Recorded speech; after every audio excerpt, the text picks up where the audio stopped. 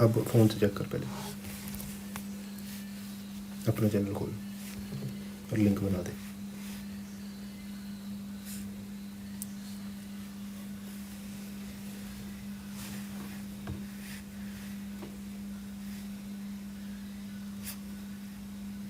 चला कर दे अपना चैनल खोल। शेयर व्हाट्सएप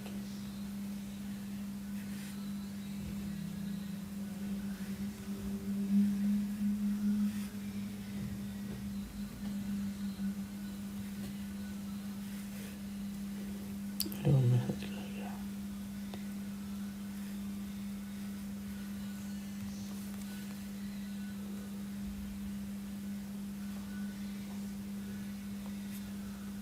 ले आओ अपने को, ले आओ। मैं उधर बैठता हूँ, हाँ उधर ही बैठता हूँ, आवाज़ पूरी जाएगी। नहीं नहीं यार, इधर आ जाओ ईयरफोन लगा के।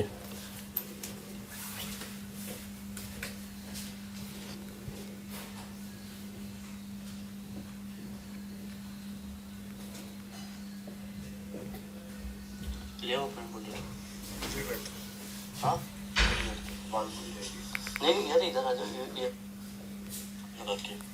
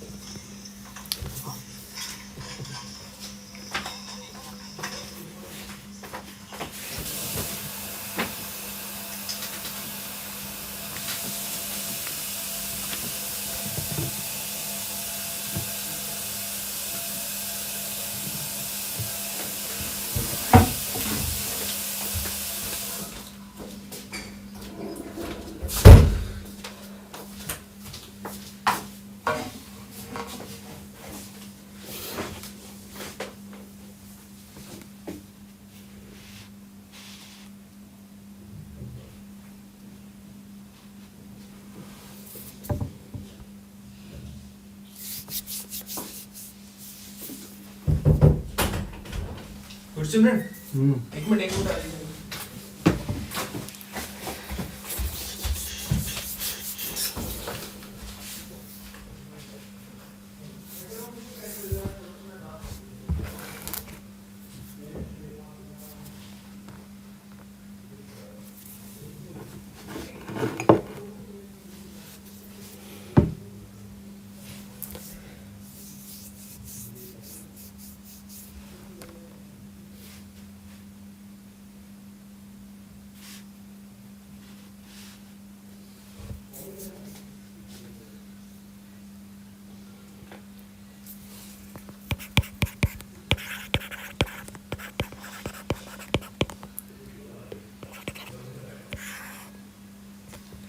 Guys, just put a thumbs up button if my screen is visible, my audio and video is clear. They're clear.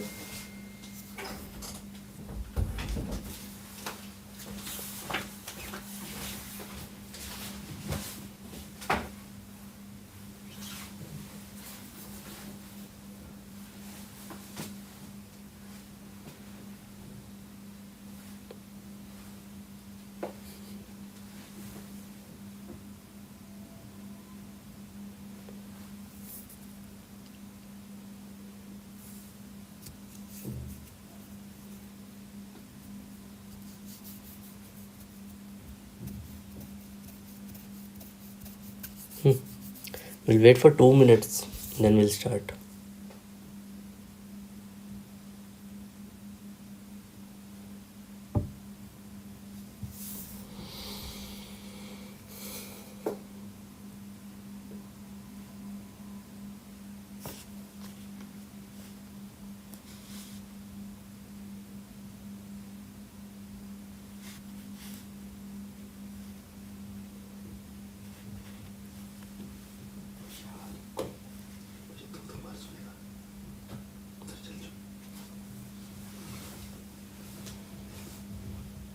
कोई नहीं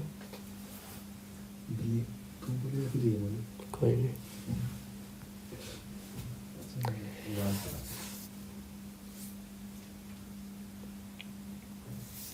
Yes, we'll wait for 2 minutes, then we'll start. This one 4 5.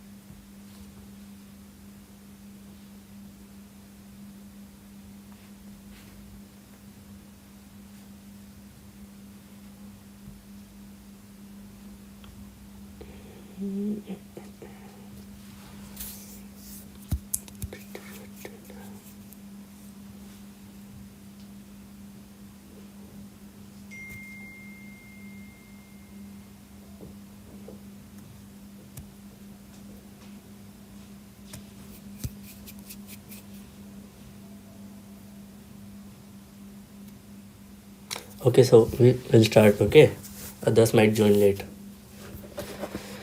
So I'm audible. My video and screen, they're visible, right? Okay, cool. So we'll start with obstetrics today. We'll try to cover all of the important questions from obstetric and Krok exam, and I'll try to go in depth in some topics so that you can solve the new questions also. Okay, so our first topic for obstetric is, we'll start with stages of labor.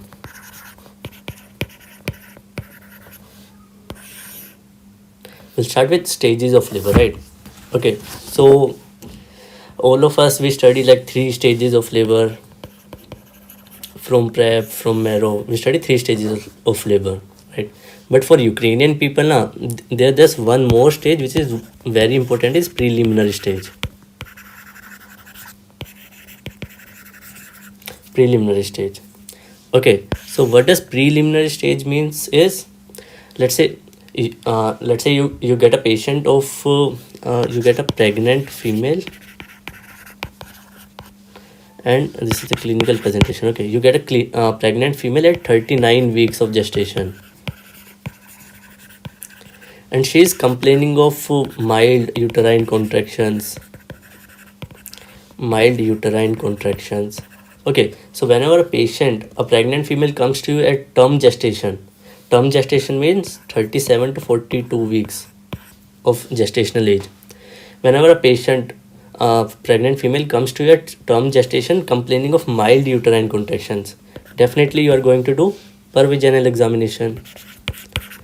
You do per-vaginal examination. So why do you do per-vaginal examination? Is you look for cervical dilation.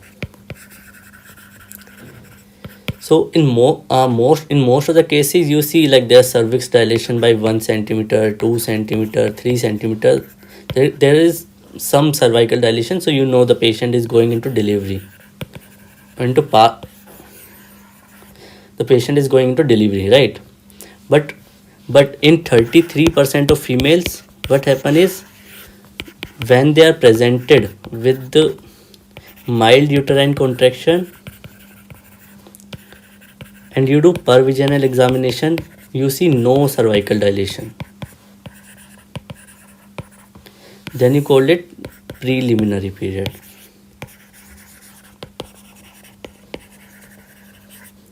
So preliminary period is any pregnant female presenting to you in term gestation with mild uterine contraction, but there's no cervical dilation, you call it preliminary period. Or you can, in easy words, you can understand it by preparatory period, right? So this period is usually for 5 to 8 hours. It can't be longer than that. Okay, so if it's more than 5 to 8 hours, then we call it pathological preliminary period.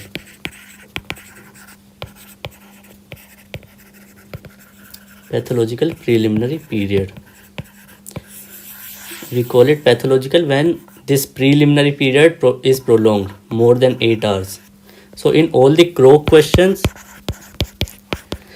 to ask pathological preliminary period, they'll definitely give you like the patient has mild uterine contraction during term gestation and cervix is closed, right? This is preliminary period, but patient is in this period from 36 to 48 hours, so there's prolonged preliminary period, you call it. So that your diagnosis will be pathological preliminary period. Pathological preliminary period. So what will be your tactics for treatment? So the management will be, you'll go for C-section. Now why will you go for C-section is, see, the cervix is closed, you can try giving oxytocin, but the patient is in the preliminary period from a long period, so patient won't be that much energetic to deliver the baby, right? So patient won't be able to undergo a normal vaginal delivery. That's why you will choose C-section over normal vaginal delivery in case of pathological preliminary period. Then if it is not pathological preliminary period, let's say a patient is presented to you in preliminary period, okay, and cervix starts to dilate, there's cervical dilation, so you call it like the patient has been entered into stage 1 of parturition or delivery, right? So there are 3 stages of delivery. Stage 1 is cervical dilation. We all know cervix dilates up to 10 centimeter, right? Stage 2 is delivery of fetus, and stage 3 is delivery of placenta.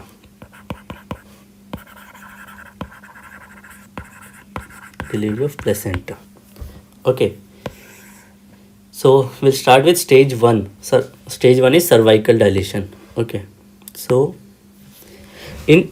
whenever cervix dilates, okay, you divide this stage 1 into latent phase and active phase of stage 1 of delivery. Okay, so in latent phase, there's usually cervix dilated up to 3 centimeter, cervix dilation up to 3 centimeter, and in active phase there's cervical dilation equal to or more than 4 centimeter. Okay, so there's a Friedman graph I would like to show here. Yes, see, so this is the Friedman graph which divides the first stage of labor into latent phase and active phase, right? So latent is usually up to 3 centimeter and active phase is more than 4 or equal to 4 centimeter. So why do we divide this stage 1 into 2 phases? Okay, there should be a clinical importance for this division, right? So in latent phase there's slow dilation of cervix. Slow dilation of cervix means there's usually to dilate 1 centimeter cervix, it can take up to 2 hours, 3 hours, 4 hours. Okay, so there's very slow cervical dilation. Okay, and this is up to 3 centimeter. So once the patient enters into active phase of stage 1 of labor, there will be fast cervical dilation. Fast cervical dilation means like every hour 1 centimeter opening of cervix. Every hour there's 1 centimeter opening of cervix. So whenever you want, like if you want to stop labor,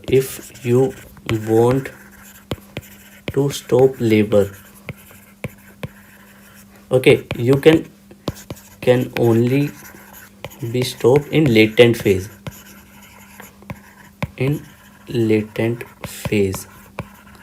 Tell you why. Okay, see, firstly, why would you like to stop the labor? This term gestation is from 37 to 42 weeks.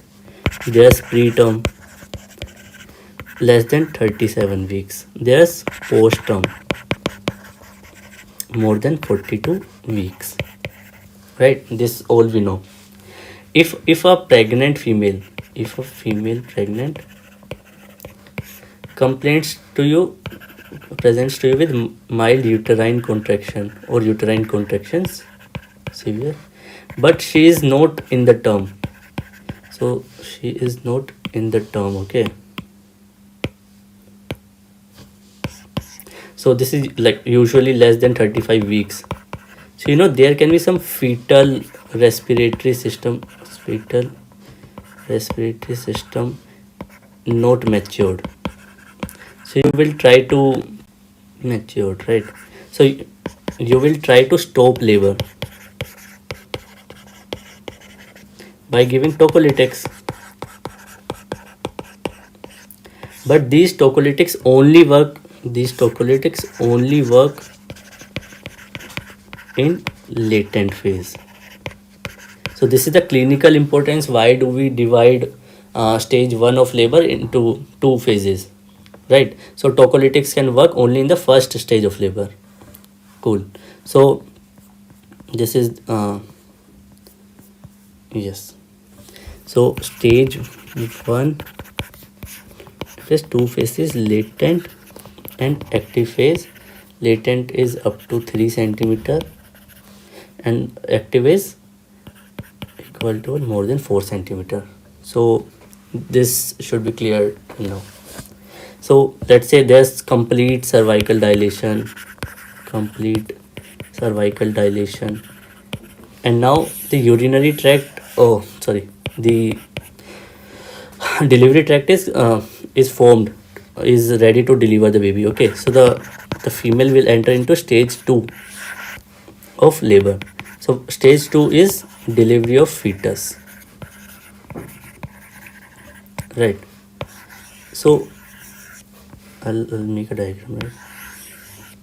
So let's imagine this is a normal uterus. This is uterus, cervix, vagina, and we have a baby inside, right? So during second stage of delivery, what important is the pelvic diameters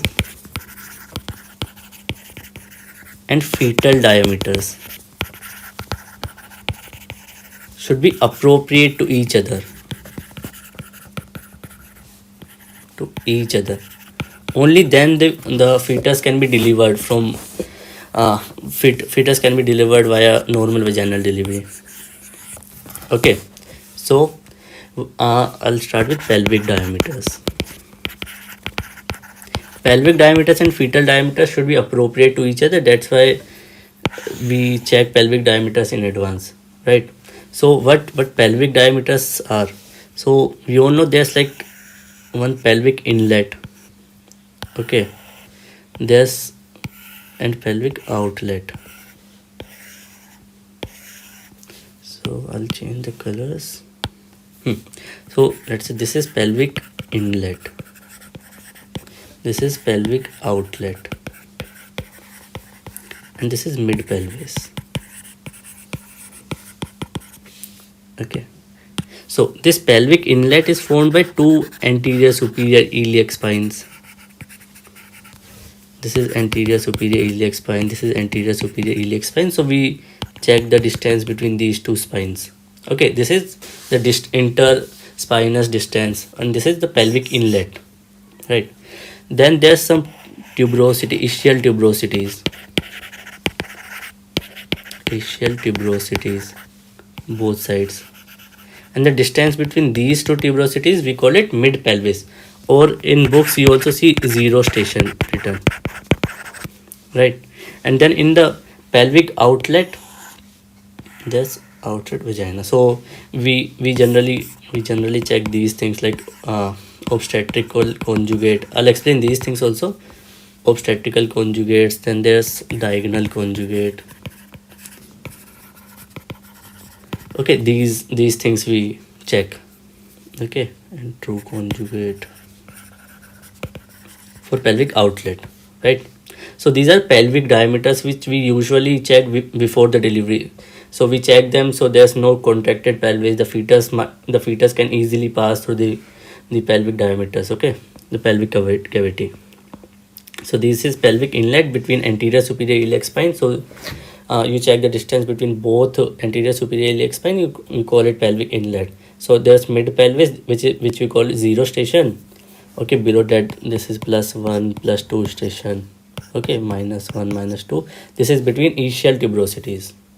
Okay, then there's pelvic outlet. So in any pregnant female, you do per vaginal examination, okay, to check the where exactly the fetus is. So what you do is you put your fingers inside. Okay, so this is the finger.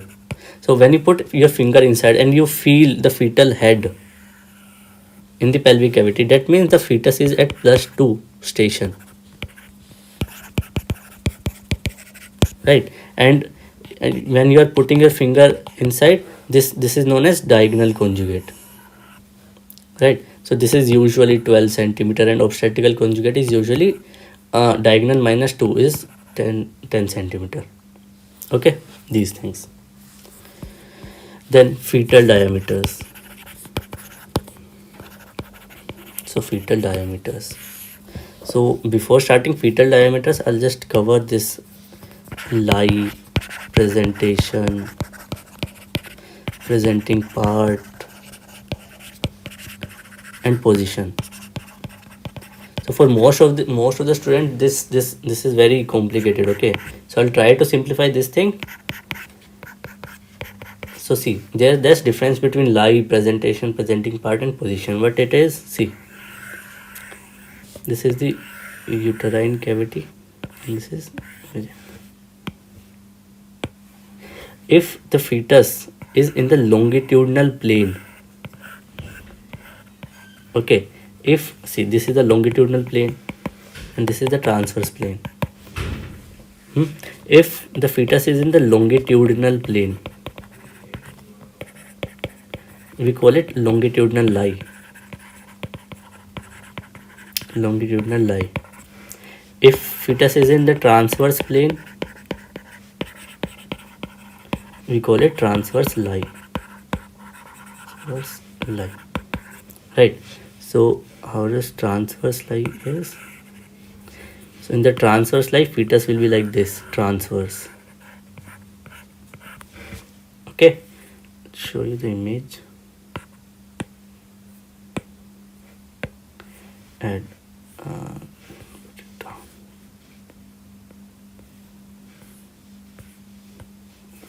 okay, so in the first image you can see the fetus is in the longitudinal plane, so that's why longitudinal lie. In this the fetus is longitudinal, that's why longitudinal lie, but here transverse plane, so transverse lie, right? So in the longitudinal lie, there can be two presentations. Presentation means cephalic presentation. So you call presentation what you see during the per vaginal examination. So see, in this case you are doing per vaginal examination, you are seeing the head, so you call it cephalic presentation. In the second, you see buttocks of the fetus, the baby, you call it breech presentation. Okay, breech presentation. And if the fetus is in the transverse lie,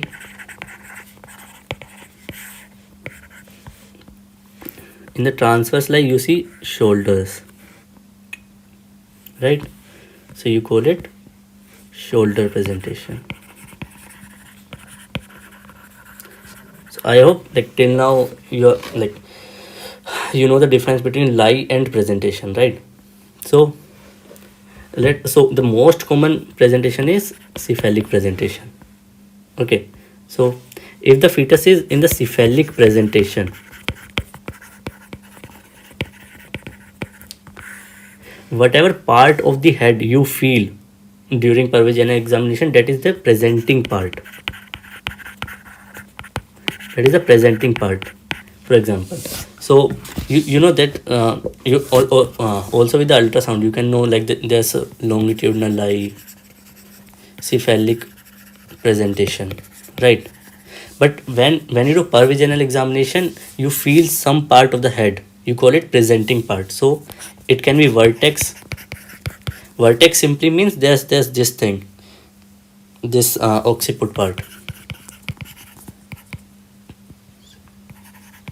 Okay, so there can be vertex presenting part. There can be bro. This part is known as bro. So there can be bro presentation, or there can be face presentation. Okay, so there can be three presenting parts: vertex, bro, or face. Okay, and now all of these, why they are important is, see. So if you feel vertex, okay, so there's diameter of engagement. Diameter of engagement is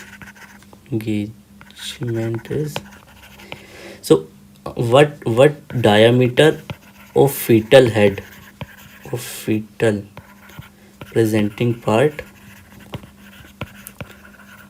will be engaged into pelvic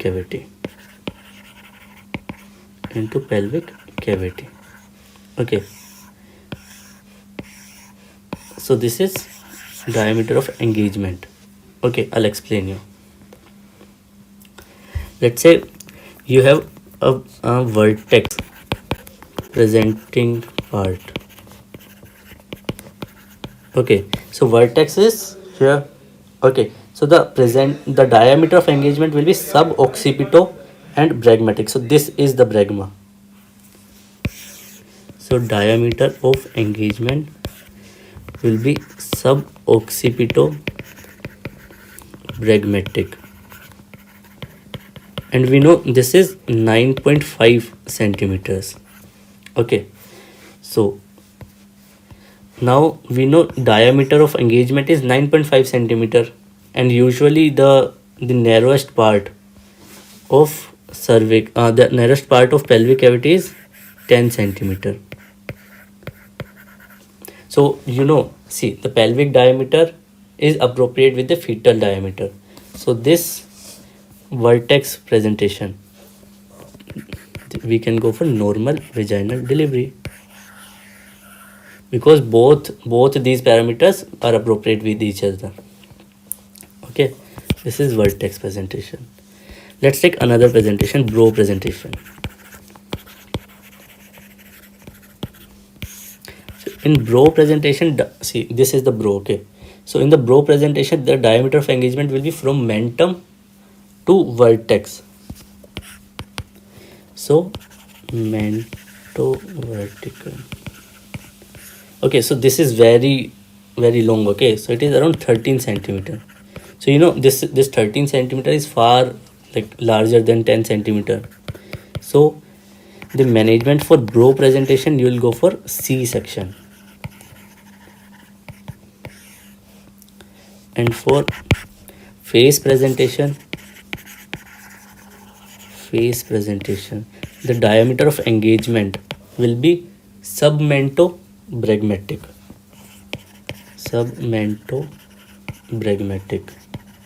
And this is also 9.5 centimeter. So in this also you can go for normal vaginal delivery. Okay, so till now I hope these you must have got a basic idea. Okay, so in face presentation you go for normal vaginal delivery, for bro presentation you go for C-section. Why does it like this? Okay, it's because there's in bro presentation, pelvic diameter and the diameter of engagement of fetal head, they're not appropriate to each other, right? Okay, so these this vertex presenting is the most common among head. Let's come breech presentation. In breech presentation, there can be three positions. Okay, we call it frank breech, we call incomplete breech, and we call complete. The third one is complete breech.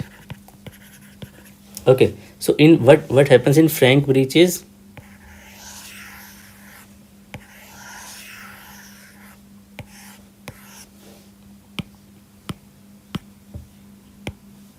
So this is breech.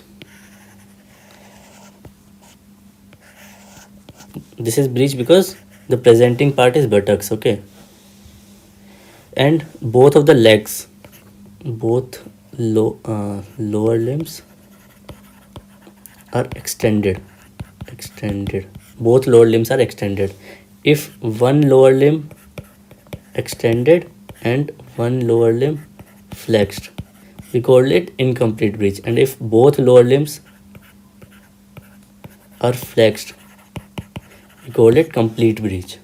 Okay, so in frank breech and in complete breech, you can go for normal vaginal delivery, but in incomplete breech, we'll go for C-section.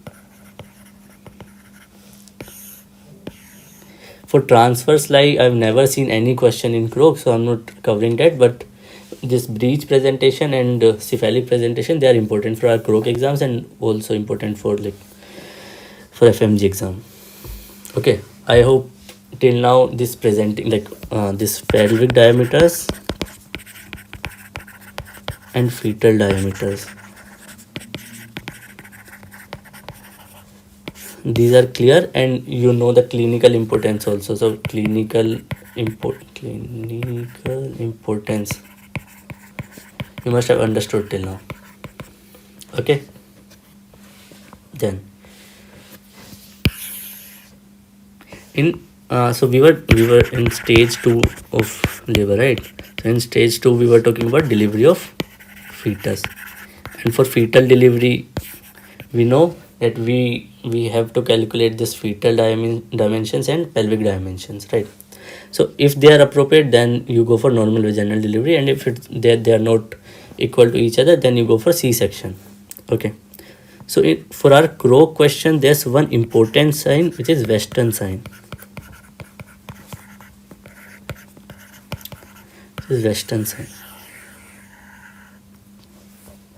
Okay, so what Western sign is, they are not appropriate to each other, right? So what is, there can be pelvic cavity small,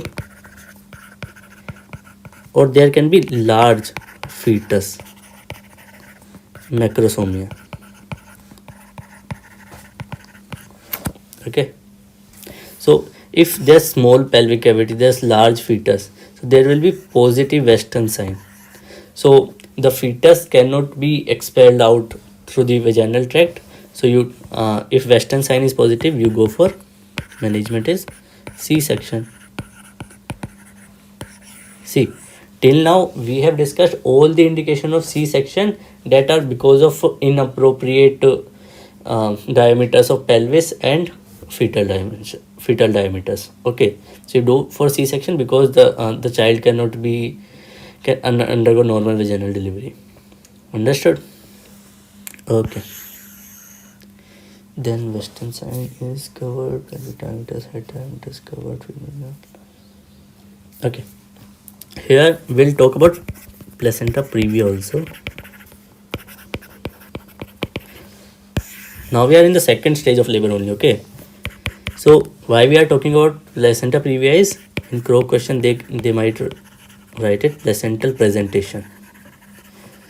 So I told you presentation is whatever you see there, right?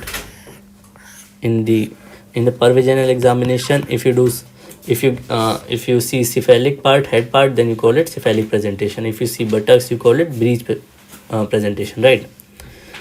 So if anyway you see placenta, okay, connected with fetus,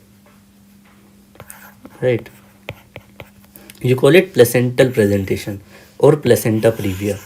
So now the fetus, okay, fetus cannot undergo normal vaginal delivery.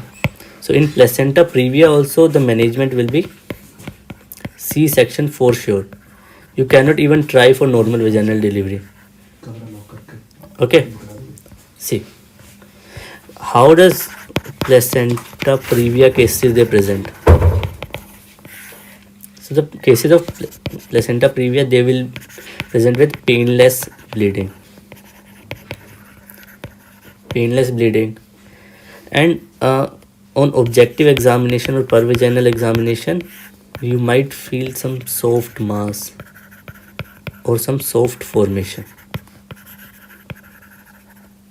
Okay, so you'll get to know like this is the case of placenta previa, and now you know the management also, so you'll do C-section. Okay, so if placenta previa, if the bleeding is so the bleeding of the placenta previa is in the term gestation, you can do C-section immediately. But if it's preterm, you can do conservative management and then C-section at 37 weeks. So this is the management of placenta previa cases. Okay, so during second stage only, when the patient is undergoing normal delivery, normal vaginal delivery, right? So there are uterine contractions, right? There are uterine contractions, and you continuously look at perineum, like you look at perineum. If it's fine, if it's not pale, okay, you don't do anything. But if uterine contractions are so strong and the fetus is being expelled out, and you look at perineum and it's pale, that means there's risk for spontaneous rupture of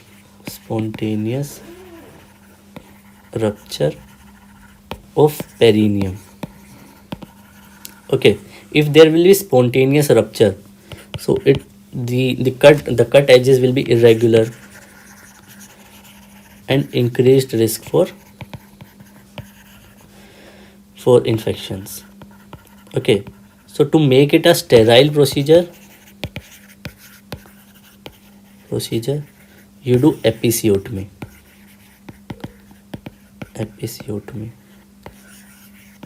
So now you know the indication for episiotomy is when the child is so the mother is in the second stage of labor, and you see the color of the perineum has been changed to yellow.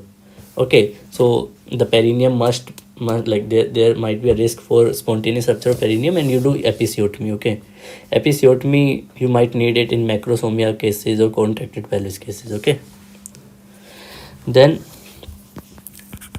if everything goes well and female enters into stage 3 of labor.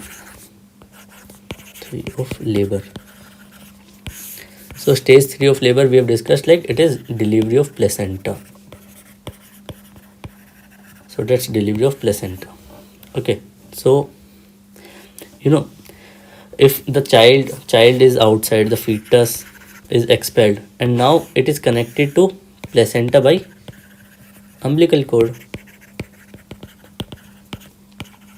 Okay, so placenta usually it is connected to endometrium. Right? So it will be removed by its own very slowly. Okay, so during this period of time there will be massive blood loss, massive maternal bleeding, and this blood loss is not good for the mother, right? So to prevent this bleeding, you do active management in third stage of labor.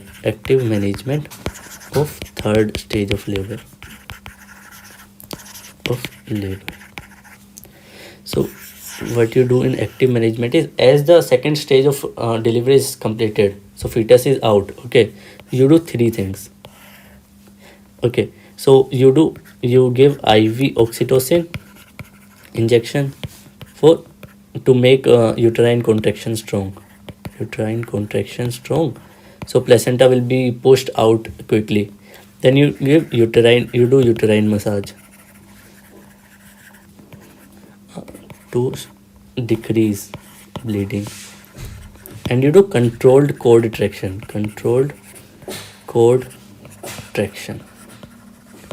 So what controlled cord traction is, once the fetus is out, you'll push this umbilical cord very very gently. You'll push it out, like you'll pull it, right? So gentle pulling of cord is controlled cord traction. So the placenta will be removed very quickly, right? Okay, So let's say you are doing controlled cord traction. There's controlled cord traction. Okay, so what all problems you can get in controlled cord traction? There can be one scenario like you are pulling out the cord and the placenta, the complete placenta comes out with it, right? This is very good condition. The another, like, what can the complications here will be? If let's say this is endometrium. Okay, this is endometrium. I'll change the color to orange. And this is, let's say this is placenta. Placenta is a soft mass. Okay, this is placenta, this is connected to umbilical cord. Okay, good. So if you're pulling out the umbilical cord, you are doing controlled cord traction. If the placenta is not coming out only, why it can be so? See, normally there's just one layer present between endometrium and placenta, which we call it Nittabuck membrane. Nittabuck layer. Okay, see, in all the normal pregnancies, between endometrium and between placenta, there's one membrane which is known as Nittabuck membrane. Okay, why this layer is present? So that in the third stage of delivery there will be easy detachment of placenta and there will be minimal endometrial damage, right? If this Nittabuck membrane is absent, so this placenta, I'll remove it.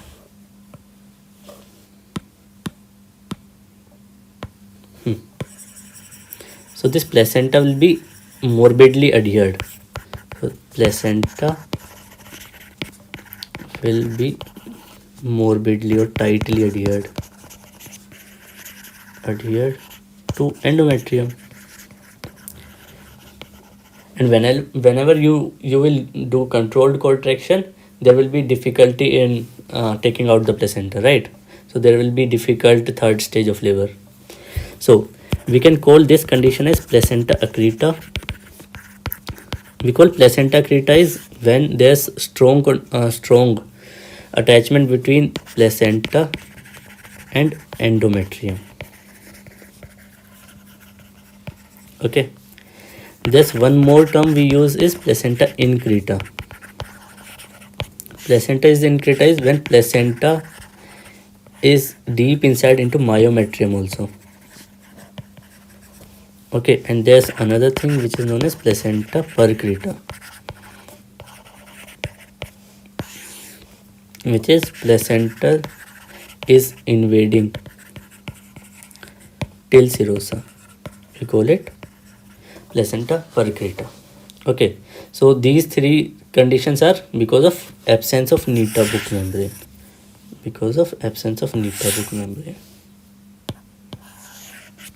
Understood? Okay. There are some clinical definition also which are used in the exam of Krok. Okay, so these three will be known as, like, we can call it placenta adherence, right? If we are detaching placenta,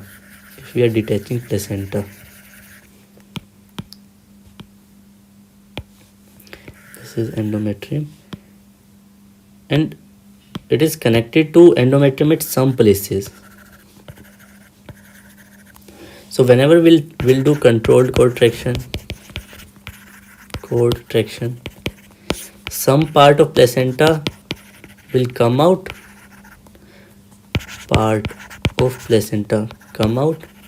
and some will be left inside,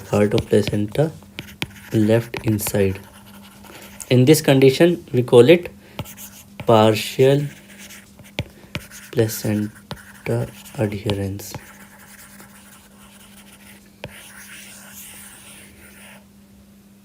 Okay, we call it partial placenta adherence. Okay, whatever part of placenta is left inside, we call it retained bits of placenta, because there's some part of placenta which is left inside. We call it retained bits of placenta. And what is the management for this is manual revision of uterine cavity. I hope everything is clear till now. Okay.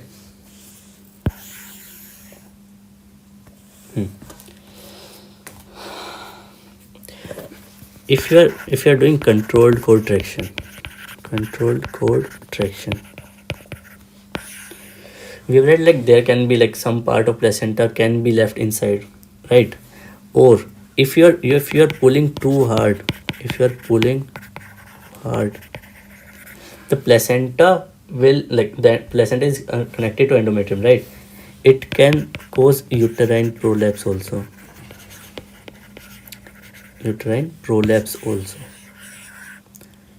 Okay, I'll show you an image for uterine prolapse I've taken.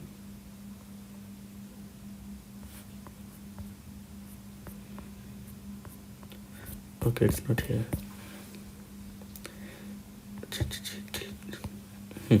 I'll make a diagram. Okay, so what uterine prolapse is, you can see uterus outside vagina.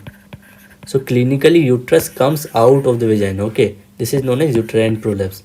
And why uterine prolapse is very dangerous is because it can cause neurogenic shock. The patient might land into neurogenic shock because of the extreme pain. Patient might land into hemorrhagic shock also. Hemorrhagic shock because of excess bleeding. Okay, that's why we are worried about uterine prolapse. And in the management, you do manual repositioning of uterus. Okay, this is usually, like, this should be done under general anesthesia, but most of the doctors, they just put it inside without giving any anesthesia to the patient. But this should be technically done under general anesthesia. Okay, uterine prolapse. So these are the complications which we can see during third stage of labor. Okay, so this is the end of the third stage of labor. I'll just quickly discuss three more things before going to postpartum period. Okay, so let's say a patient complains of the clinical presentation of patient is uterine contractions. Okay, very strong uterine contractions. Okay, what do you mean by strong contractions is like uterus is contracting for 25-30 seconds every 2 to 3 minutes. This is strong uterine contraction and good uterine contractions. Okay, but you see cervix is closed. Okay, they are not mild uterine contraction, they are strong contraction. Okay, these are not the contraction we get in preliminary period. These are very good strong contractions and the cervix is closed, so we call it discoordinated labor.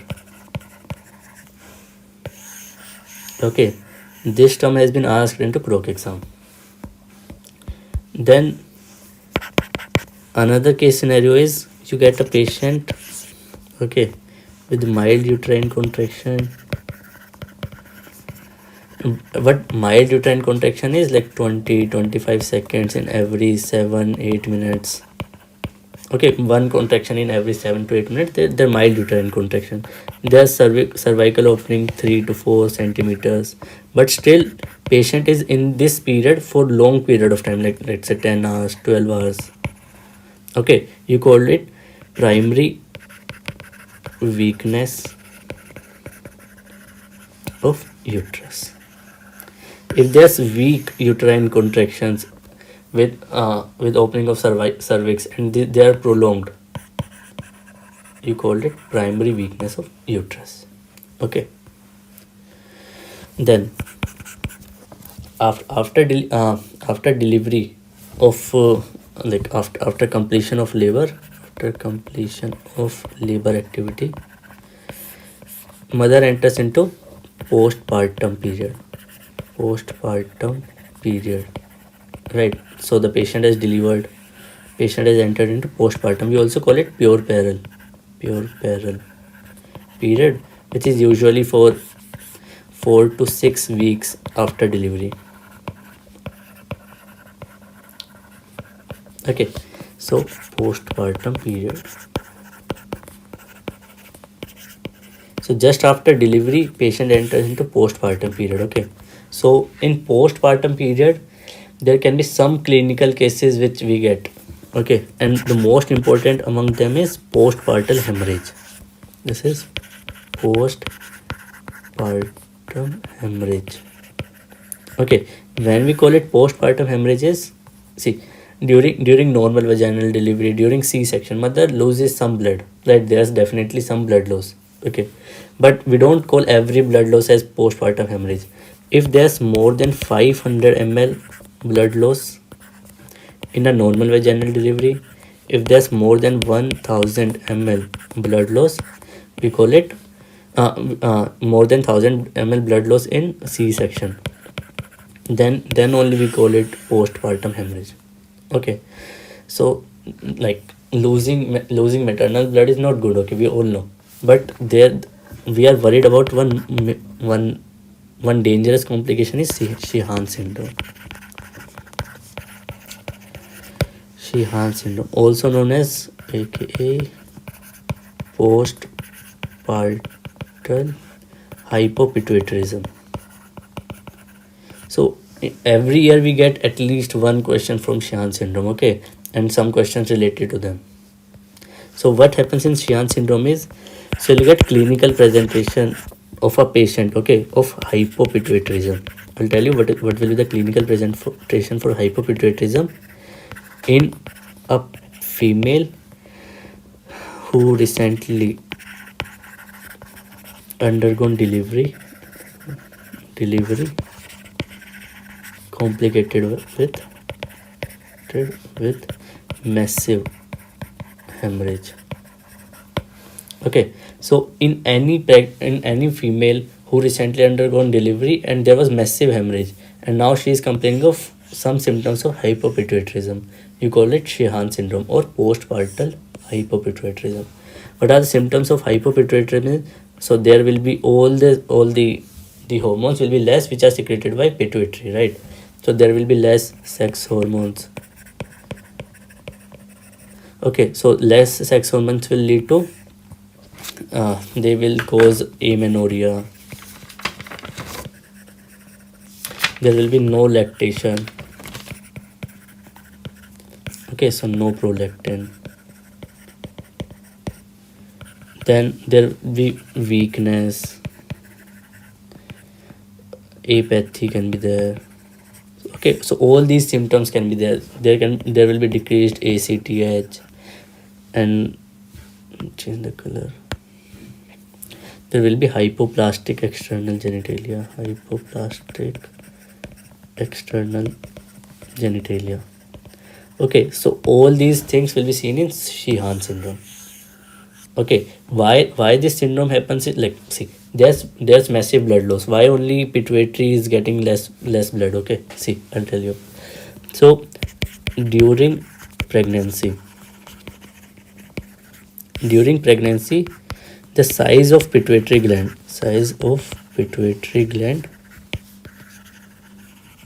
is increased by 50% of normal size.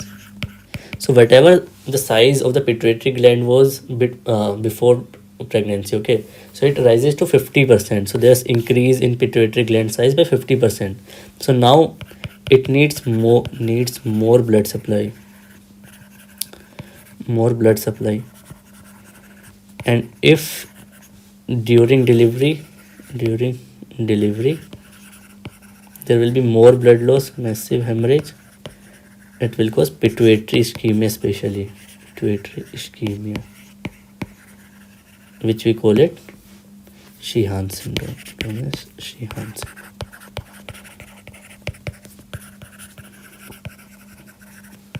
Okay, and this can be prevented by active management of third stage of labor. We usually try to stop postpartum hemorrhage prevention. We can give oxytocin, we can give other uterotonic drugs. Okay, so one of the complications we can see in postpartum period is postpartum hemorrhage, which can be complicated by Sheehan syndrome. Okay, what another things we can see in postpartum period is there can be lactational amenorrhea. This is not complication, this can be normal. Lactational amenorrhea we see. So what lactational amenorrhea is? So just after delivery, there's rise of prolactin in blood, which leads to lactation. Right, this is normal. This prolactin also causes inhibition of gonadotropin GnRH. Okay, gonadotropin releasing hormone. So there will be less LH, there will be less FSH. If these hormones are less, there will be no menstruation. So usually there's high prolactin for at least 6 months after delivery. So there will be no menstruation, amenorrhea, because of lactation. Okay, so we call it lactational amenorrhea. This is physiological. Okay, what else we can see during postpartum period is just after delivery, the patient might get some vaginal discharge after delivery. We call it lochia. Okay, so lochia is vaginal discharge after delivery, which is physiological. So most of the females after delivery, there's some vaginal discharge. Okay, so usually in the first to third day, we call it lochia rubra. Why we call it lochia rubra is because this vaginal discharge is red in color. Okay, from 3rd to 10th day, we usually get lochia serosa, and after 10th day, we usually get lochia alba. Alba is white. So this is the usual time duration where we get lochia rubra, lochia serosa, lochia alba. This can vary from female to female. Okay, so in postpartum period, we can get lochia physiological, we can get lactational amenorrhea, there can be physiological involution of uterus.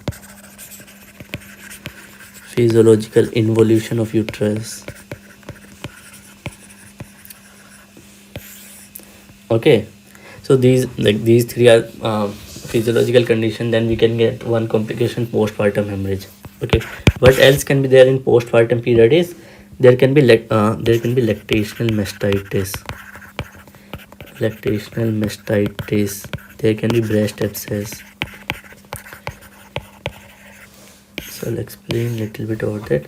So see, so whenever a female she develops breast tenderness. Okay, so there can be breast tenderness,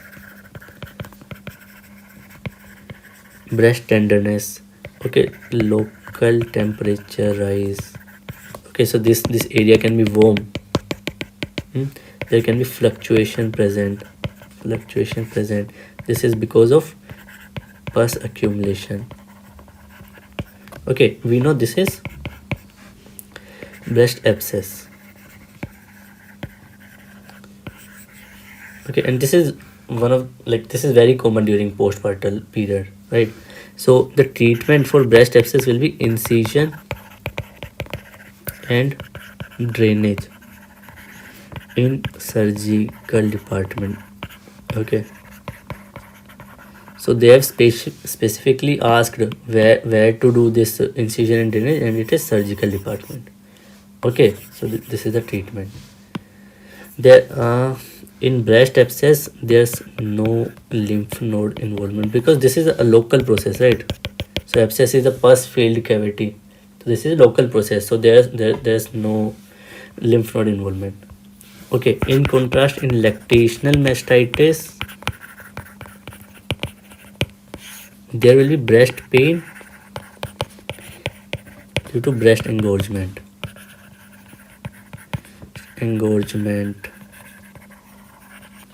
or electrostasis. Okay, lymph node involvement can be or cannot be there. Okay, but this is generalized process, so it's not localized. Not localized. Okay, so this is lactational mastitis. What other thing is endometritis can be there. Endometritis can be there. See, so after delivery, okay, so you were in the delivery room and you were doing, like, you were taking out the child, so there might be some bacterial contamination of delivery tract, and they can cause infection of uterus. Okay, and the clinical presentation will be there, like purulent discharge from genital tract. Okay, see, whenever you get a patient of purulent discharge from genital tracts after delivery, you should think about postpartum endometritis, right? So in endometritis, you will get only purulent discharge from genital tract, and you know there, like, this can be because of bacterial contamination of delivery tract. Okay, at the time of delivery, if there's involvement of myometrium also, okay, there's involvement of myometrium also, so with purulent discharge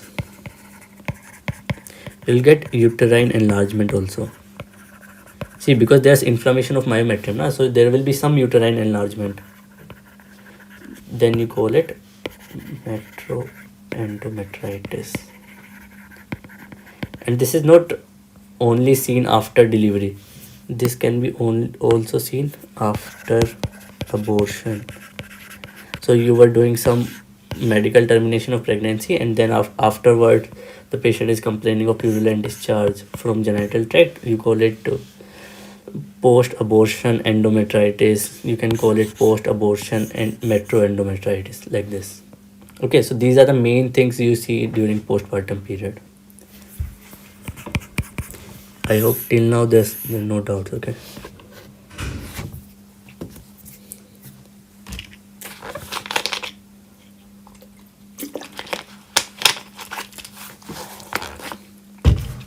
We missed one thing in the labor was uterine rupture. We missed uterine rupture. Okay, so what uterine rupture, or also known as hysterorhexis. Okay, see, so you're getting very strong uterine contractions. Okay, and these contractions are asymmetrical. See, this is the normal uterus. So during delivery you get uterine contractions from everywhere, right? So uterus is trying to expel fetus out, so you're getting uterine contractions from all the sides. If these contractions are very strong from asymmetrically, so they will take the uterus will take the shape of hourglass, right? So there will be shape of hourglass, or you can they can also give, like, there's formation of uterus ring. So whenever you see these keywords, right, these are the keywords, so whenever you see these keywords, you should suspect that there's some risk of uterine rupture. Risk of uterine rupture or impending uterine rupture. Okay, so what happens in impending uterine rupture is there's hourglass appearance, hourglass uterus, okay, or you can see uterine ring present, plus there's fetal movements present, fetal heartbeat present. So this is only risk for uterine rupture. Till now the uterus has not been ruptured, okay, because fetus is still alive and it is inside the uterus. Okay, so if if uterine rupture happens, uterus is ruptured now. Okay, so you'll get clinical presentation. So you'll get clinical presentation of fetus being pushed out of the uterus. So it will go into abdominal cavity. So there will be peritoneal irritation signs, right? Blumberg, Cullen sign, Turner sign can be there, because there will be bleeding in the peritoneum. The fetus will be pushed out of the uterus. Okay, there will be signs of peritoneal irritation. Hourglass uterus will be here also, and there will be no fetal heartbeat. Okay, because fetal loss or fetus has been died. Okay, so this we call it uterine rupture or hysterorexis. Okay, so we call it hysterorexis. Then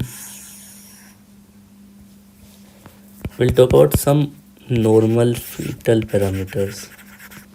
So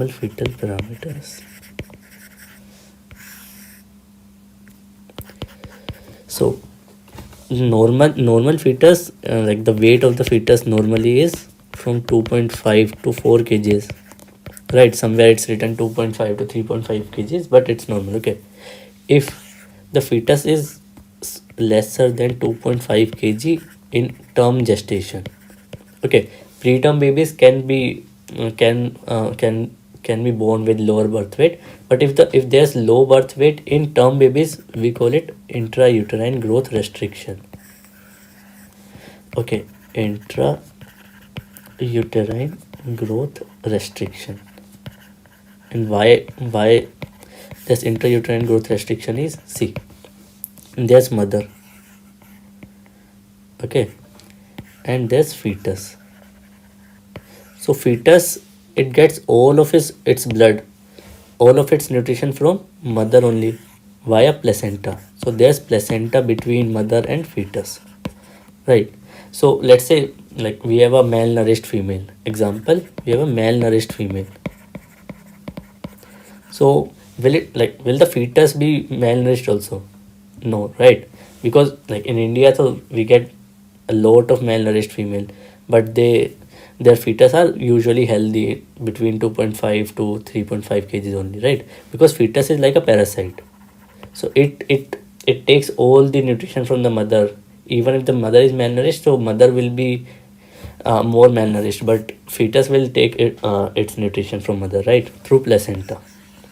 So what only is the main reason for IUGR is chronic placental insufficiency. So chronic placenta insufficiency, if there's some defect, some problem with placenta, only then fetus will be born with low birth weight, right? So we call it IUGR. Understood? Okay, so the main cause for IUGR is chronic placental insufficiency.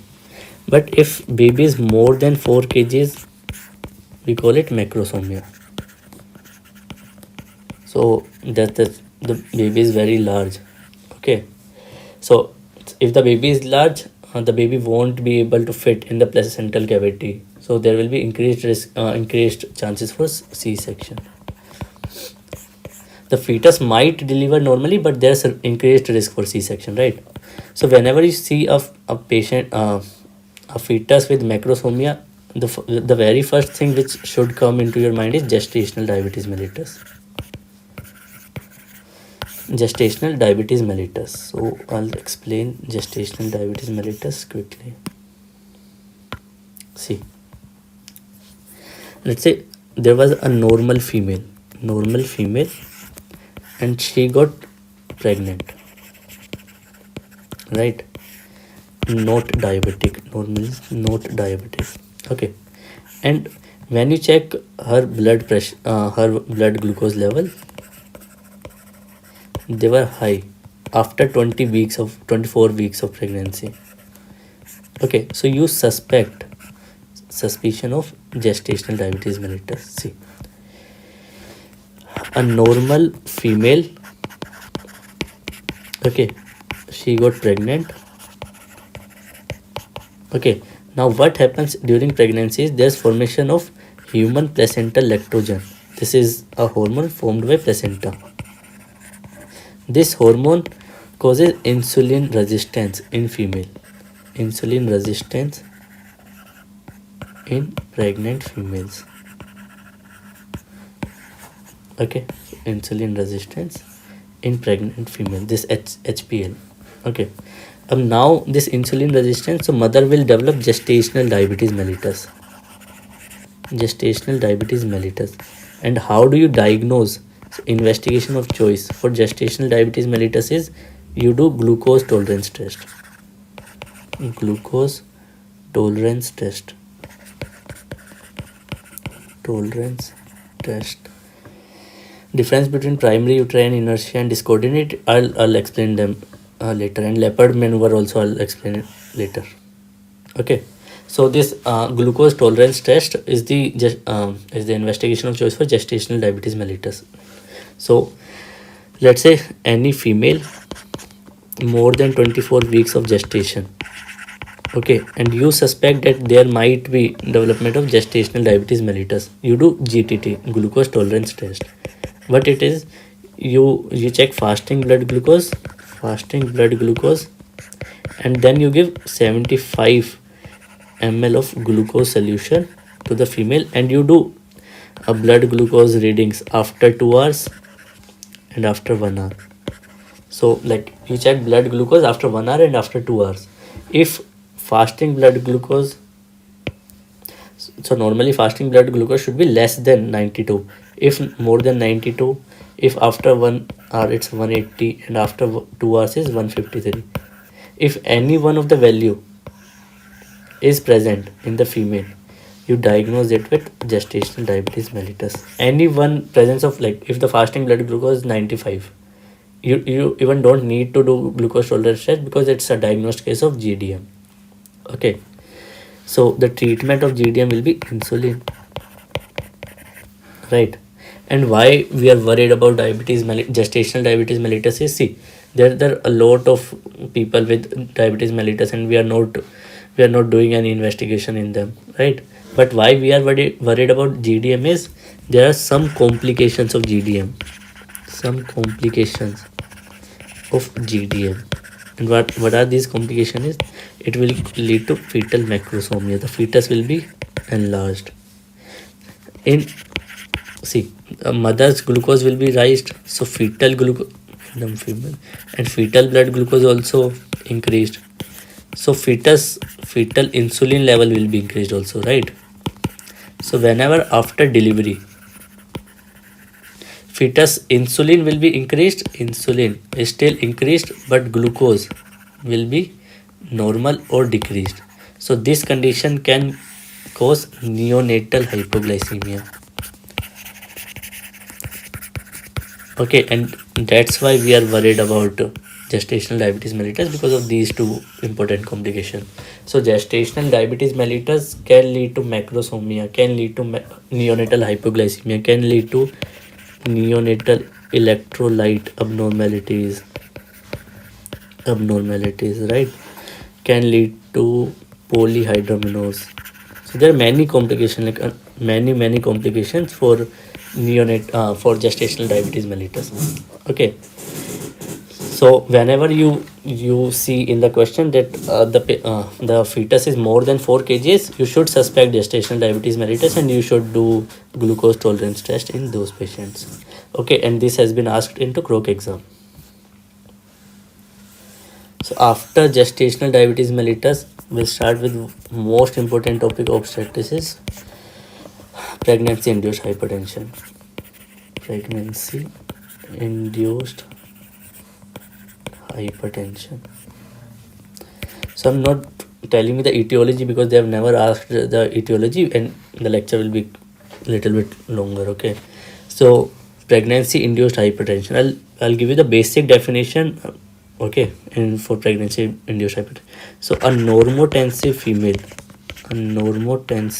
female gets pregnant and if after 20 weeks she develops hypertension means blood pressure more than 140/90, we called it pregnancy induced hypertension. See, there was normotensive female, and due to pregnancy she developed hypertension, we call it pregnancy induced hypertension.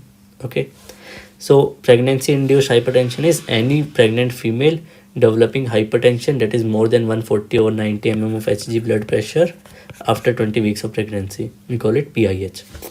Okay, so in any patient of PIH, we do urine investigation.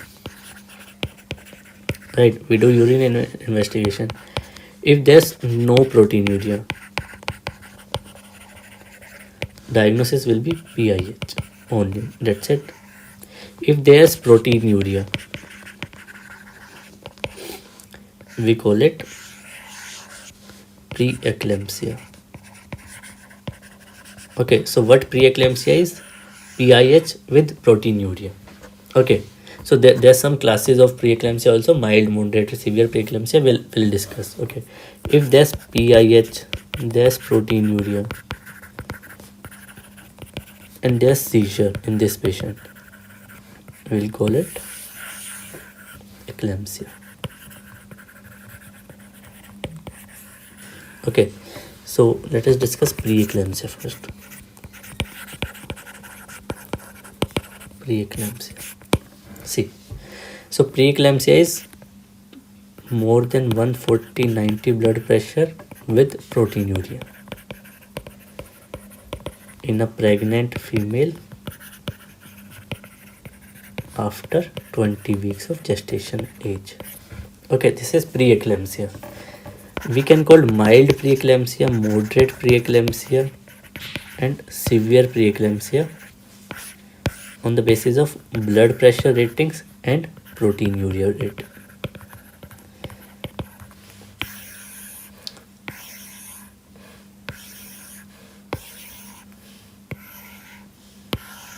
So there were many classification for mild, moderate, severe preeclampsia, and the one which fits for our exam is this one. I'll tell you.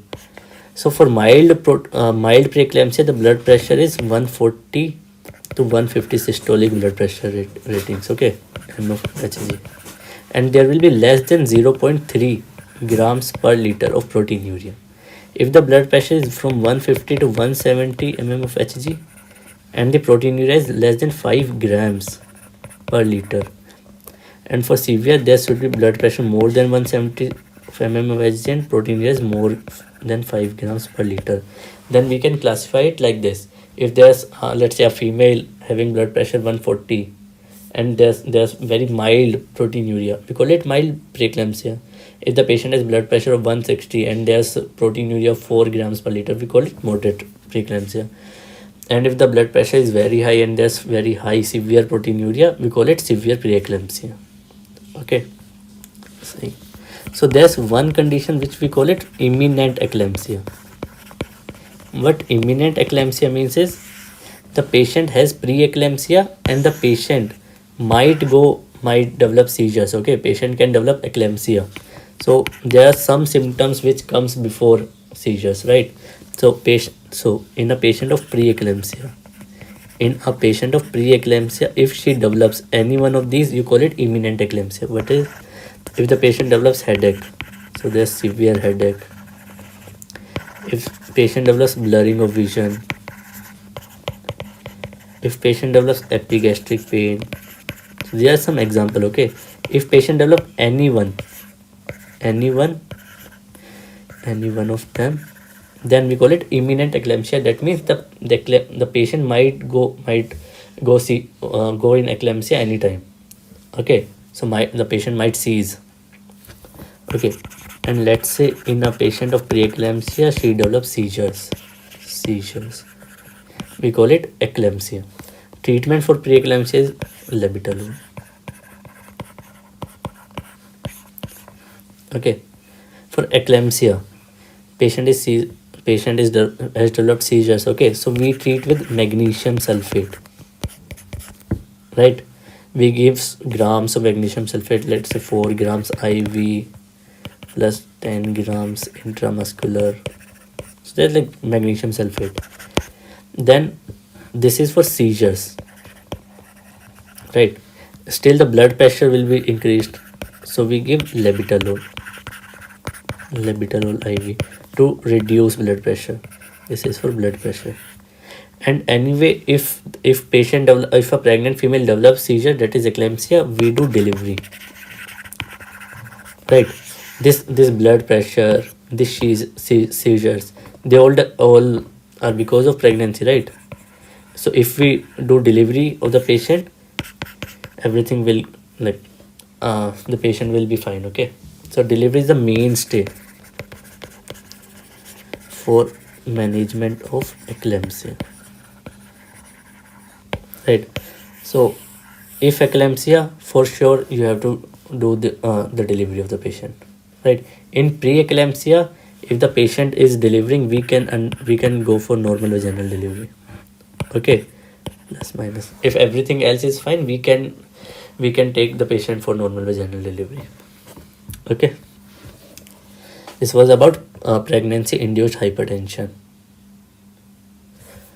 One thing left in Sheehan syndrome, I guess.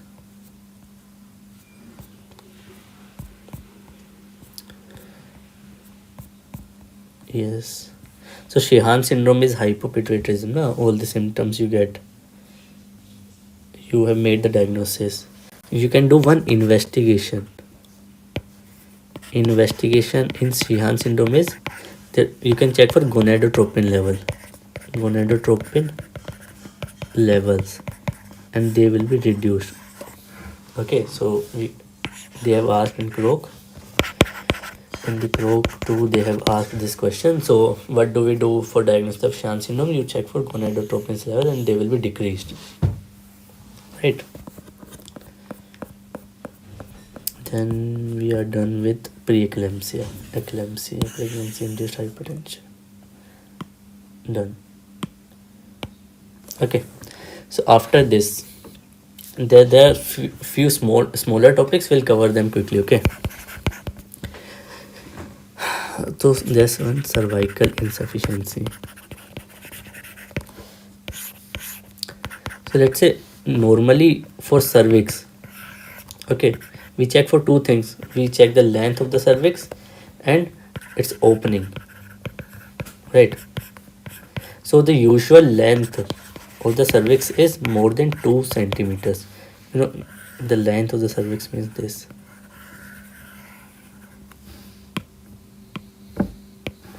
This length, okay, because this is the part where the pregnancy has to, like, the fetus has to develop here, and this will stop fetus to come out, right?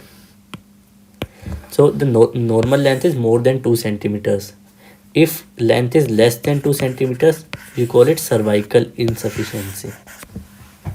Okay, and for the management of cervical insufficiency, because this can cause preterm of labor, right? Fetal, this can cause abortion can be because of cervical insufficiency. So how do you manage this? You do cervical cerclage. So you make sutures of cervix known as cervical cerclage. Okay, so like, let's say the patient is pregnant and you diagnosed her with cervical insufficiency. Okay, so you make sutures around cervix, and sutures will be opened. Sutures are opened around 37 weeks of gestation, so that patient can deliver, right? So this is cervical insufficiency.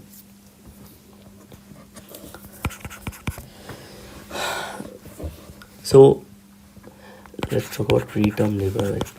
Preterm labor. Okay, so we talked about term gestation. This is from 37 to 42 weeks, right? And any labor activity which starts before 37 weeks, we call it preterm labor. Okay, See, why are we so worried about preterm labor is because of fetal lung maturation.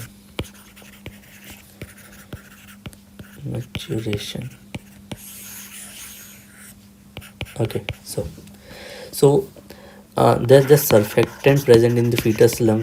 Surfactant present in fetal lung. We all know this thing, right? This is important to reduce the to make the alveoli open. In simple words, okay. So surfactant should be there to for lung maturation. Okay, so surfactant should be there so that fetus can the neonate can breathe easily, right? If there's any labor activity before 35 weeks, so there will be fetal lung not matured. Okay, so the neonate will die immediately if the delivery is in less than 35 weeks, right? So any labor activity before 35 weeks, okay, we try to stop it. Stop labor with tocolytics. And how do we do this? By tocolytics. Okay, so what is tocolysis is? Tocolysis is stopping the labor activity, and we do by using tocolytics. Tocolytics are the drug used for tocolysis. And what are these drugs? Are beta 2 agonist like salbutamol. We can use calcium channel blockers like nifedipine. Okay, these are the two main tocolytic drugs. Okay, and this is the drug of choice. If patient presents with uterine contraction less than 35 weeks, you give tocolytics, right, to stop the labor activity. And simultaneously, like you were worried about respiratory distress syndrome, right? Neonatal respiratory distress syndrome, also known as hyaline membrane disease. So you were worried about fetal lung maturation, so you can prevent it by giving steroids. So steroids, they fasten the formation of surfactant production into fetal lungs. Okay, so they will speed up the formation of surfactant in fetal lungs, right? So for prevention of respiratory distress syndrome or hyaline membrane disease in newborn, you give steroids. And what are the drugs we use for this purposes? Dexamethasone 6 mg every 12 hours for 2 days, or we can use betamethasone also, 12 mg every 24 hours for 2 days. So these are the two main drugs we use for prevention of respiratory distress syndrome. Okay, let's say there's a scenario. So the patient was presented to you in let's say 32 weeks of gestation with uterine contraction, and you are unable to stop the labor. Okay, and patient has delivered baby. So the child is not breathing, so the newborn not breathing, so no respiratory activity. We call it hyaline membrane disease or newborn respiratory distress syndrome. Okay, and this is because of decreased or immature lungs due to decreased surfactant, right? So for diagnosis, you can do fetal chest x-ray, and in x-ray you will see hazy lung fields.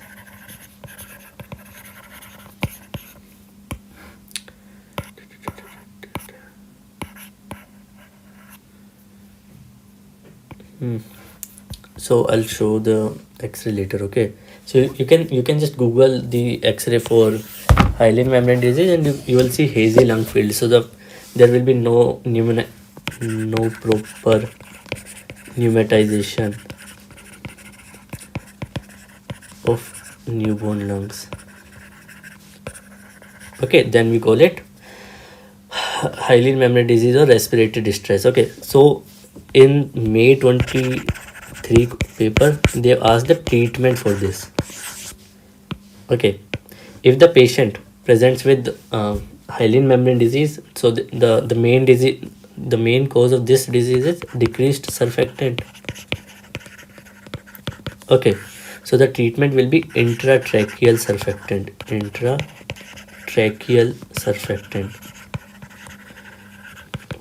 So you take the newborn, you put surfactant, artificial surfactant via intratracheal, and all the surfactant will go into fetal lungs, and then the fetus might start to breathe. Okay, we can also give oxygen support, but this is the main treatment. Okay, for prophylaxis of hyaline membrane disease, we were using IV steroids in mother. So all the steroids from mother circulation will go to fetal circulation, and then there will be increased speed for surfactant production. So this is for prophylaxis and this is for treatment. Okay, so this is RDS, respiratory distress syndrome in fetus. Cool. So apart from this, we talked about normal fetal weight, right?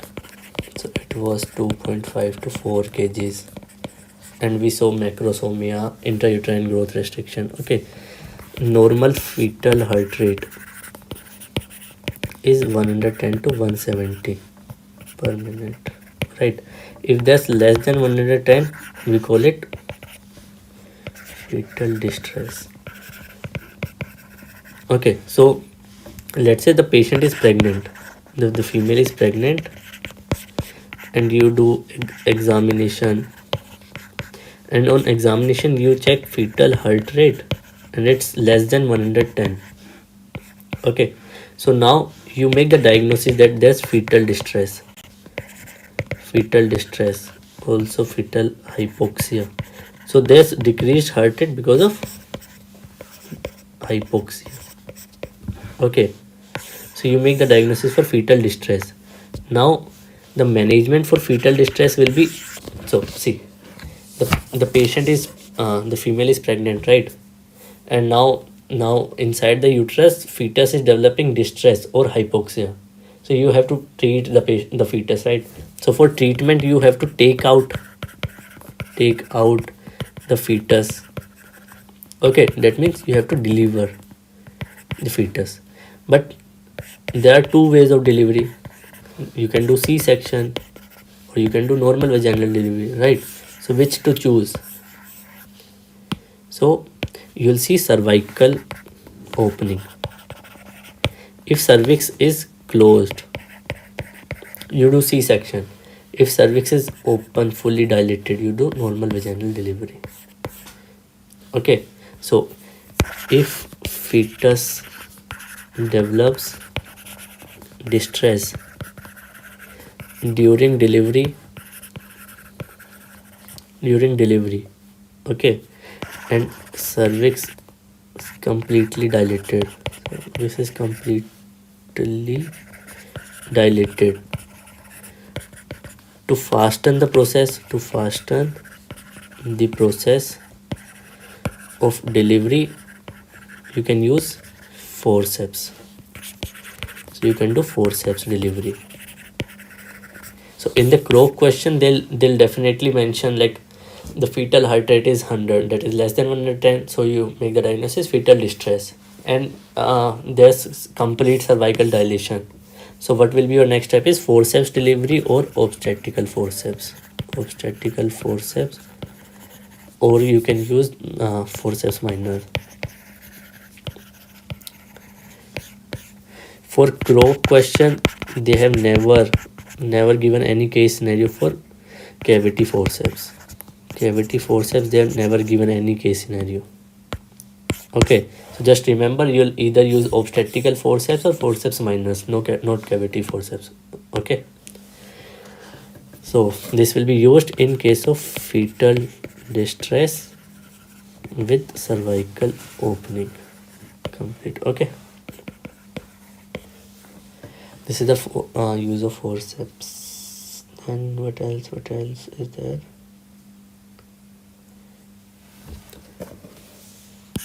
Neonatal resuscitation will cover in the pediatrics one. Okay, if there's a case of meconium stained liquor,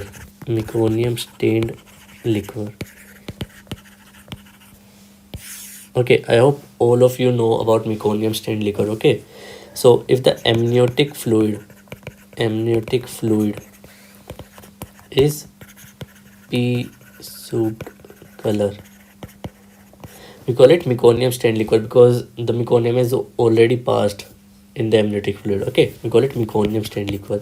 And for the management of meconium stained liquor is usually the child is not if a child is delivered with meconium stained liquor, the child is usually not breathing properly. Okay, so for the management of meconium stained liquor, we have to do sanation of trachea.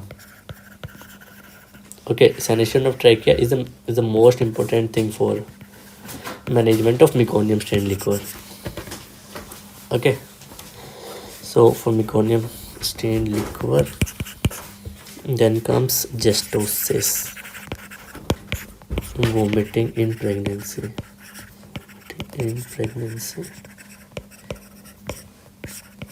Okay, so gestosis because of increased beta HCG.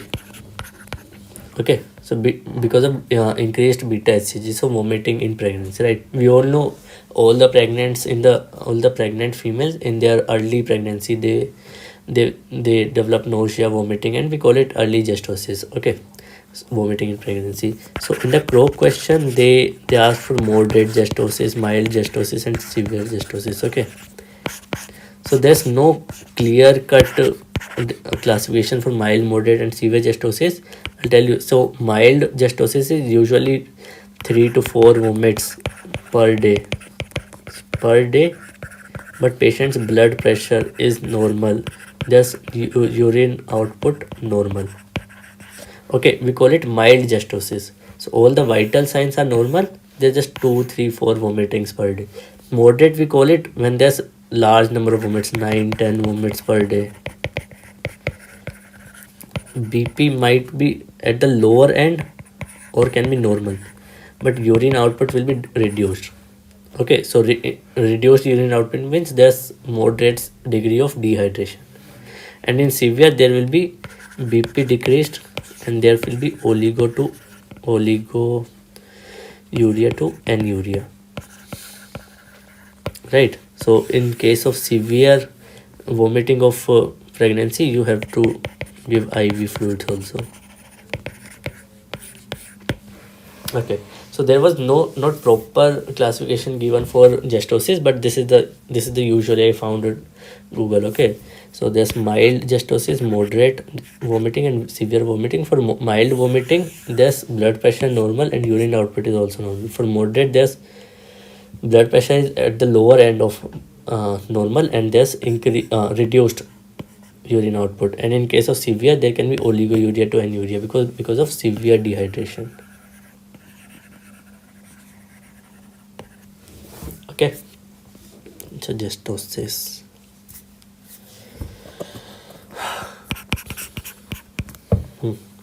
We'll start with ectopic pregnancy.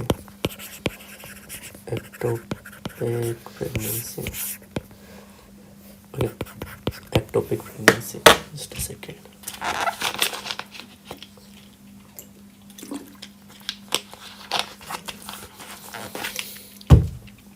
See, any pregnancy except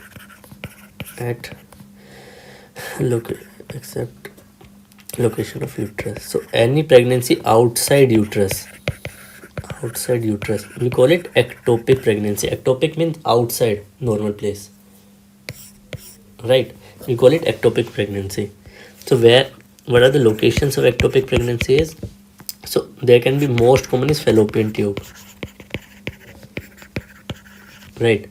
Apart from fallopian tube, there can be ovarian pregnancies, there can be abdominal pregnancy. So any pregnancy where implantation was not in the uterus, okay, we call it ectopic pregnancy. And the most common ectopic pregnancy we see clinical is fallopian tube, right? So we'll talk more about fallopian tube ectopic pregnancy. Tube ectopic pregnancy. See, we know parts of fallopian tube: ampulla, isthmus, fimbriae. So most common location for ectopic pregnancy in fallopian tube is ampullary. Ampullary ectopic pregnancy. Okay, see, so this is the uterus. Okay, and these are the parts fallopian tube. So ampulla is here. Let's say there was a zygote which got implanted here in the so zygote implantation in the ampullary part of fallopian tube. Now what will happen to the zygote implantation here? It will start to grow, right? It has trophoblastic tissues,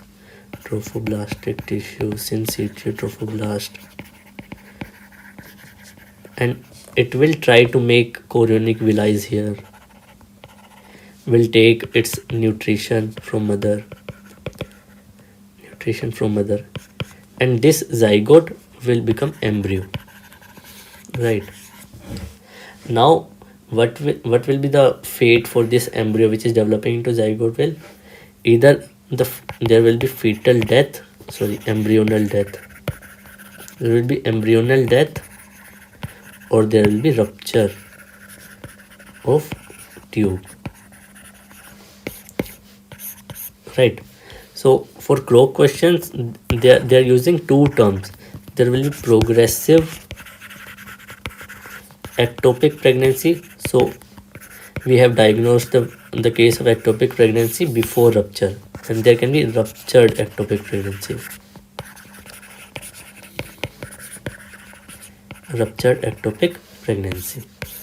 Okay, so in progressive ectopic pregnancy, you can get the patient might present with bleed, with pain. On ultrasound, there will be no fetus in uterus, right? There will be unilateral adnexal enlargement. Okay, these will be the clinical presentation for progressive ectopic pregnancy. But if it's ruptured,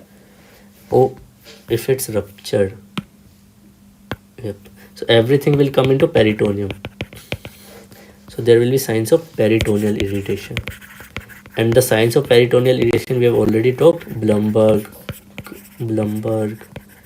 there will be Cullen's, there will be Turner sign. Patient might develop hemorrhagic shock, patient will develop syncopal attacks, okay, severe pain. So these will be the signs for ruptured ectopic pregnancy. Okay, and the management for ruptured ectopic pregnancy is, firstly, you will give IV fluids because patient can be in shock, and then you do surgery. Okay, and for progressive ectopic pregnancy, you can do medical termination of pregnancy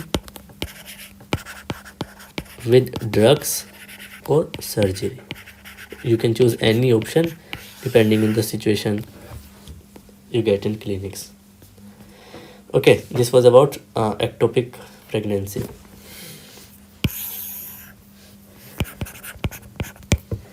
Our last topic we'll cover is abortion. So guys, we are getting a case from abortion in every exam. We get 1 to 2 questions for abortion. Okay, so there are 4 types of abortion, main types of abortion. Okay, so abortion, see, So just imagine, okay, so you get a pregnant female, normal pregnancy, okay, normal pregnant female, and she is complaining of mild pain, mild bleed, anything can be there, okay, mild pain, mild bleed. You do per vaginal examination and cervical os is closed. Okay, normally there should not be any pain, no bleeding during pregnancy, okay, before labor activity starts. So patient presents to mild pain, mild bleed in early pregnancy, and you do per vaginal examination and the os is closed. Then you call it threatened abortion, okay, threatened abortion or a risk of abortion. Okay, so we call it threatened abortion, and we usually give progesterone tablets to the patient so that pregnancy will go normally. Okay, this is threatened abortion when cervix is closed and patient presents with mild pain, mild bleeding. Okay.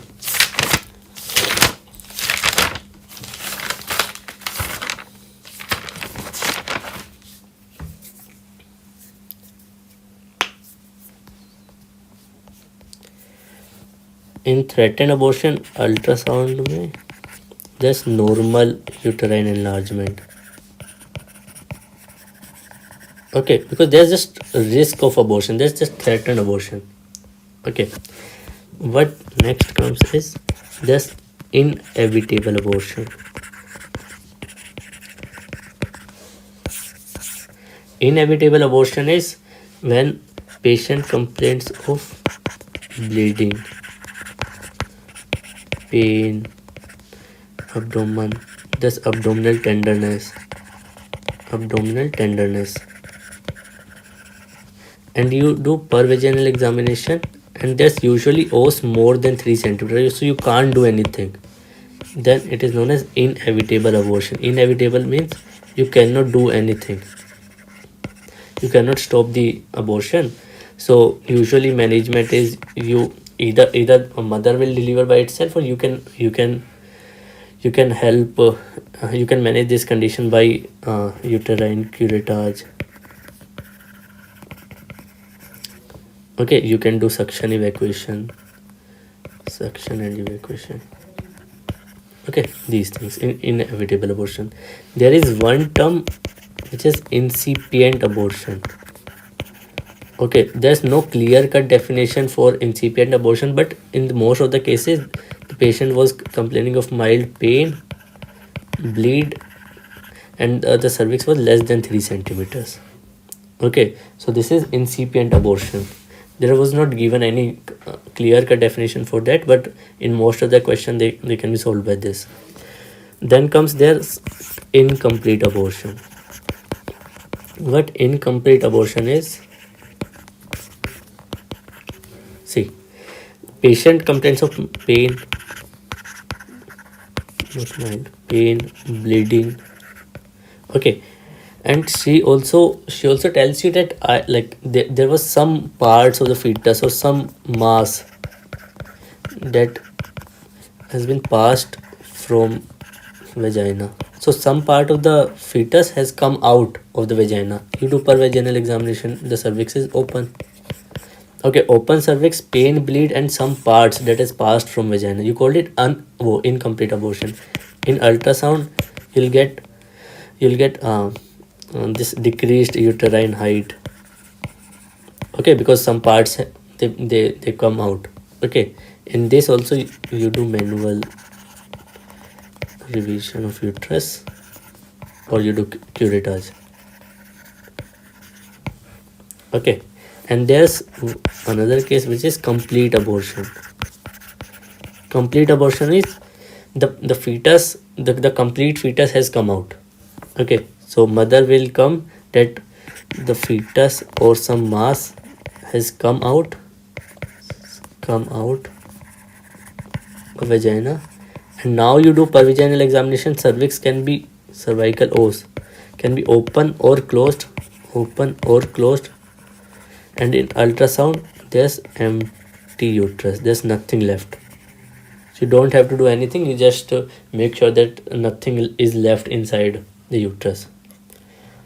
Okay, so this was about abortion. See, the main thing in abortion is just look at the clinical presentation and os. Okay, so if cervix is open, then it should be something with I.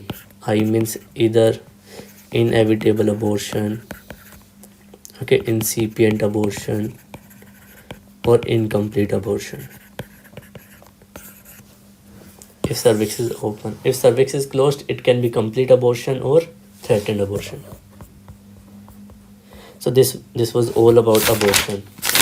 I'll quickly check if something is left.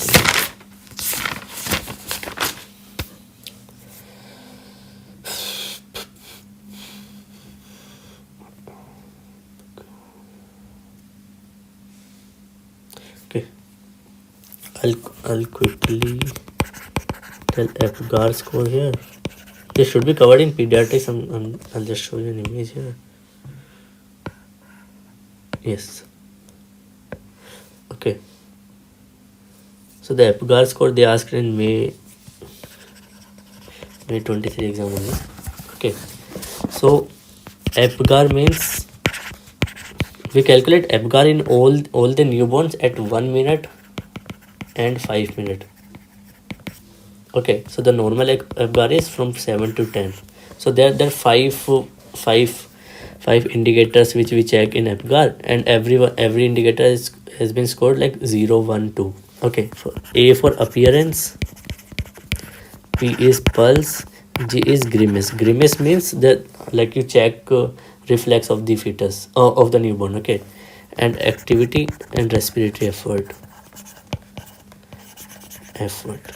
Okay, so if the child is completely blue, like there's central cyanosis, there's peripheral cyanosis, you give the point 0 to the child. Okay, if there's bluish extremities, so there's only peripheral cyanosis, you give point 1, and there's normal, there's no central cyanosis present. If the child is completely pink, you mark 2 points. Okay, this is for appearance. You check pulse. If pulse is more than 100, you give 2 points. This is good. If it's less than 100, you give 1 point. If it's absent, you give 0 point, like this. So grimace is if the reflexes are very good, so there's prompt response to stimulation, so you give 2 points. If there's minimal response to stimulus, so there's decreased reflex, you give 1 point. If the child is floppy, there's no reflex, you give 0 point. Activity means muscle tone. Okay, if the child is active, you give 2 points. If the child has flexed arms and legs, so like not hyper flexed, not extended properly, okay, you give 1 point. And if it's absent, you give 0 point. Likewise for respiration, if respiration is absent, 1 point. If slow and irregular, if absent, 0 point. If slow and irregular, 1 point. And if vigorous cry, then you give 2 points. So you just have to remember all the points. And in this in May exam 23, they gave all these parameters, and they asked for calculation of FGAR. Okay, so just remember this by yourself. That's it. Thank you. I'm done here. So guys, we'll finish here. We'll take all the doubts in the WhatsApp. Okay, I'm tired. Thank you.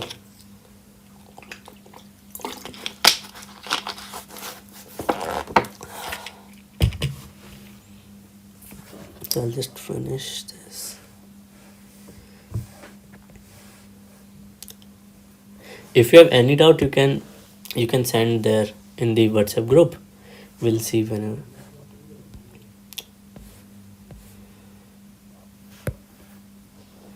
So thank you. Bye bye.